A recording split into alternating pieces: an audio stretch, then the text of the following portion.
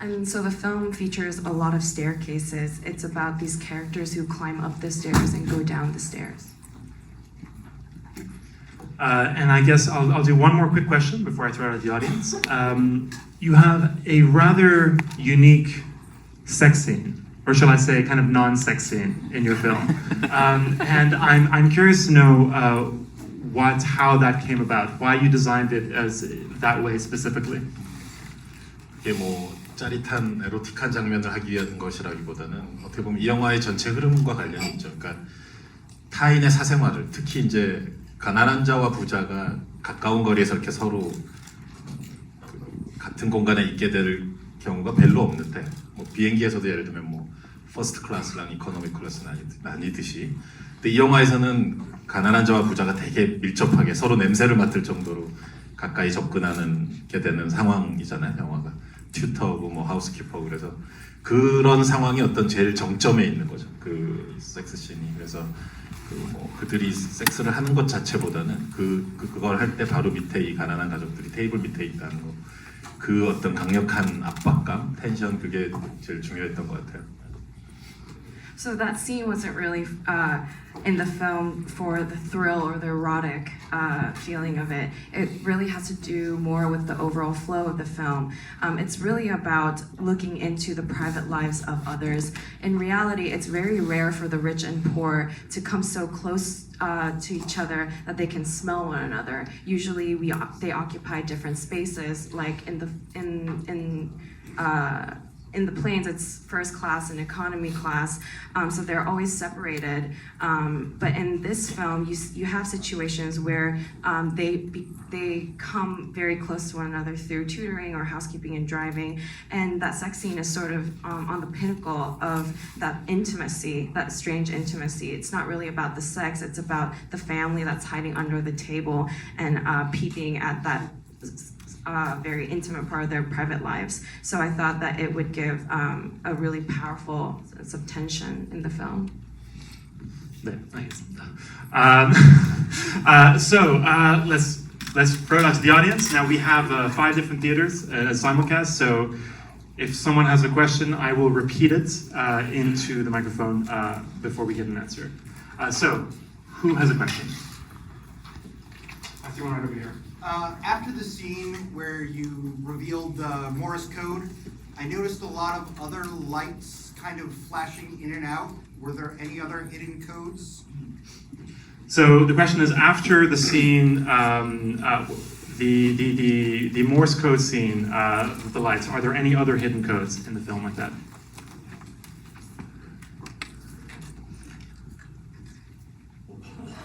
일단 사실은 모르스 부호 자체가 사실은 뭐랄까, 처음 영화 시작할 때 와이파이 액세스를 하려고 막 하면서 와이파이 신호를 찾으면서 시작하는데, 영화가 끝날 때는 일단 아버지랑 아들이 모르스 코드로 서로 의사소통을 하니까 그거 자체에서 오는 콘트라스트나 의미가 일단 있는 것 같고요.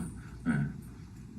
So the film begins with the protagonist searching for the Wi-Fi signal, and the film ends with the father and son communicating with each other through Morse code. So I think there's a strange contrast that comes from that. 그리고 뭐 코드라고 할 수 있을지 모르겠지만 그 돌 있잖아요, 돌. 그 산수경석이라는데 그 돌을 우리가 어떻게 받아들여야 될지에 따라 영화가 또 여러 가지 느낌이 될 수 있을 것 같아요. 돌만 따라가면서 영화를 봐도 돌의 이동 경로만 따라서 그것도 재밌을 것 같긴 한데요.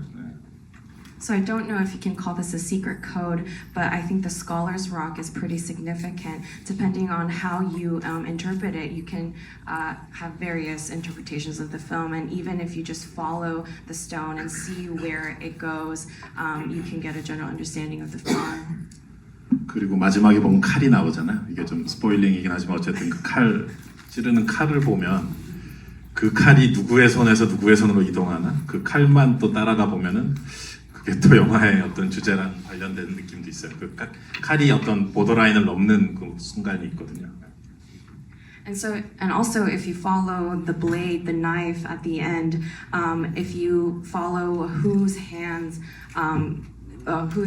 the knife ends up in, it really connects to the overall theme of the film as well. There's one moment in the film where the knife sort of breaks through the boundaries. Any more questions? Can't see very well. Okay. And I have really bad hearing, so please enunciate loudly and clearly. I was just wondering if you've ever had a service industry job, or if you have friends who still have service industry jobs. You seem to have a lot of sympathy for the family and their plight in the movie, maybe more so than the other families. So I was just wondering. So the question is if Director Bong has ever had an experience in the service industry, as the film seems to have a lot of empathy for those characters. 서비스 인더스트리라고 할 수 있을지 모르는데 제가 대학교 때 이제 과외를 많이 했어요. 저도 부잣집에 가서 과외를 한 경험이 많이 있어요. 저 영화 처음 보면 이제 아들이 문이 착 열리면서 들어가는 저도 그런 집에 가서 과외를 해본 적이 있는데요. 네. I don't know if you can call this working in the service industry, but when I was in college, I tutored for several rich families at the time, and I clearly remember how it felt when I opened the gates to the house and you see the son in this film doing the same. 그 집 그 중학생 요만한 아들이 있었는데 저를 이렇게 2층으로 데려가더니 집에 사우나가 있는 걸 보여주더라고요. 그래서 프라이빗 사우나가 집에 있다. 그걸 되게 그래서 보고 내가 놀랐던 그런 기억이 나요. 영화에서도 사우나가 잠깐 나오지만. And I was teaching a middle school boy, and I remember him taking me to the second floor of the house and showing me the private sauna that they had in the house, and he and I remember being very shocked to see it. And But he was very proud of it. They have a private sauna in my house, and 그러고 나 2달 있다가 이제 잘렸죠. 해고됐는데. And I was fired after 2 months. 뭐 대학 그러니까 학교 저도 학생 때 이제 아르바이트를 많이 했던 것 같아요. 학교 식당에서 일해본 적도 있고. 예. I had a lot of part-time jobs when I was in school. I worked in the school cafeteria. 그런 일들도 이제 학생들끼리 좀 경쟁이 많았었죠. 그런 자리 그 일거리 자리가 나오면은 여러 학생들이 다 그 자리를 한번 차지하려고. 예. But a lot of the students often competed for those open slots with those job positions. Are there any questions further back? I can't see very well. There's a lot of bright lights here. I have a question here. Right there. My question would be about there's such a delineation between the classes in this film that are so absolutely beautiful, and it's about the daughter and her humanity and her connection to a lower class. My question would be, is that seemed like a real love connection, but also a real understanding of a class that she was not from. So I just wondered if you could comment on that. You mean that the high school daughter? Yes. The rich house. Yeah. So the question is about the high school daughter and about her connection and how she feels if she's feeling some kind of empathy for the Exactly. for the people coming in. 그 고나이 또래 어떤 소녀로서의 어떤 특징, 그러니까 마음이 많이 열려 있고 그런 면도 있고 동시에 또 그 장면 기억하실 거예요. 나 여기 어울려?라고 질문했을 때 주인공이 그 서브타이틀 어떻게 돼 있죠? 뭐 Do I fit? 그 장면에서 보면은 그 질문을 했을 때 그 하이스쿨 그 여고생 애가 전혀 뭐 이러는데 그 전혀 이해를 못하는 얼굴이거든요. 그러니까 그 두 가지 면이 동시에 있어요. 아직 너무 순진하고 그 부잣집의 울타리 밖의 세상은 잘 모를 것 같단 말이죠. 네. So as just a teenage girl of her age, she has a pretty open mind. And in the scene where Kyu asks her if I fit in this rich house during the birthday party, she just nods immediately. And it's very obvious that she doesn't really understand Kyu's question. And you can tell that she's very naive and that she hasn't really gone out of the fence of her rich house. 그런 건 있는 것 같아요.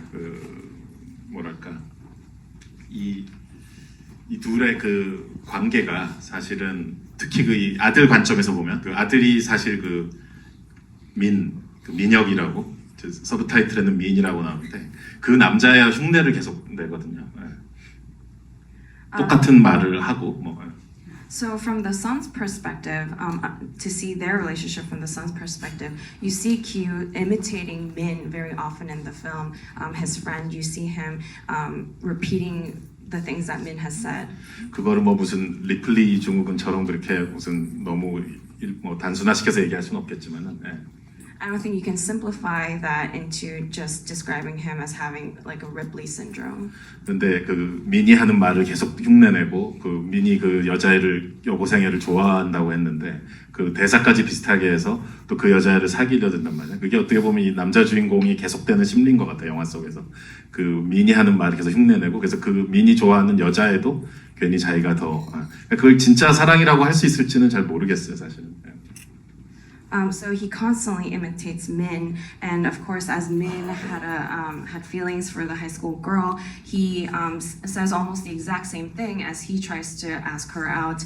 And so I think that's something that continues within that character's psychology throughout the film. He likes the girl that Min liked, and I don't really know if you can call that true love.